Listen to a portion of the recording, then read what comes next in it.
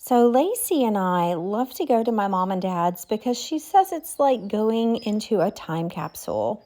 For example, their house is full of vintagey things, and this being one, she is trying on the dress that I wore to my senior prom. And here she is trying on the suit that my mom wore when my mom and dad got married in 1968.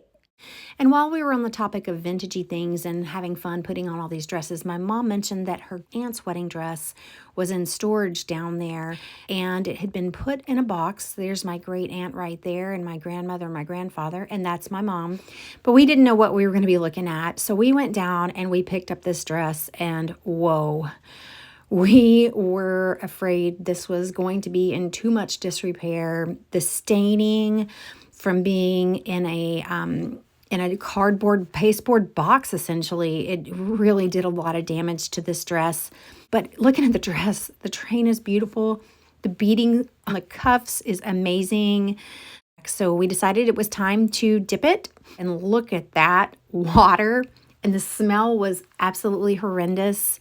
So we decided to upgrade to OxiClean White Revive. And this did a lot of really nice things. Look at the difference already. We knew we were going to have to take off the buttons because it was going to need to continue to be soaked. So I took 50 buttons off of this dress. It was 8 on each sleeve, and then the rest were up and down the back. And here is a good look at some of the lace. You can see some of the big gaps, some of the discoloration around the neckline. I honestly believe the piece of mesh here in the center with all these could be possibly some insect spots. I can tell you when we opened the box, there were spiders in the box with the dress. But I think I'm going to just cut this piece out. I think it would look really cute with just a bare-skinned sweetheart neckline. But if we decided to put the mesh back in with the cording, that should be pretty easy to do as well. Look at these cuffs. They look absolutely stunning. You can see the small hole there where I'm showing you with my finger. That should be an easy fix. Here you can see some of the damaged lace, and I am a little worried about the integrity of the lace at this point, as these spots are pretty much throughout the entire garment. So we'll have to be very careful with that. Okay, the petticoat, look at this. Oh my gosh, it turned out beautifully. It was just the lace holding on to those stains. I couldn't find anywhere where this was made by anyone initially until I found this tag. Initially, I thought maybe my great-grandmother had made this for my great-aunt, but then I did find the tag. That was one of the little rust spots that you saw. That's why I had to get those buttons off of there.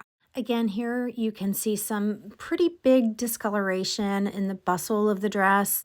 So it's time for the final soak, and you can totally see the discoloration still being lifted out of this dress. It's crazy.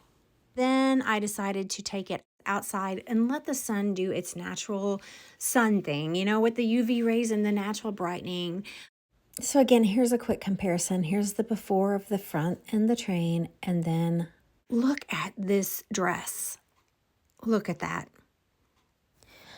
So super quick update. I did start some of the lace repairs today, and for reference, you can see the little flower there circled with the light pink outline, and this is the first how it started, and then I'm progressing a little bit more here, and then you can see what this portion looks like when I finally finished this area. There are lots of snags throughout, though, that are very similar to this. I can tell you it's a little cathartic when you go through and you get something zipped up and it looks nice. So this is going to be a very time-intensive project, but it's going to be well worth it, and it's going to be absolutely beautiful.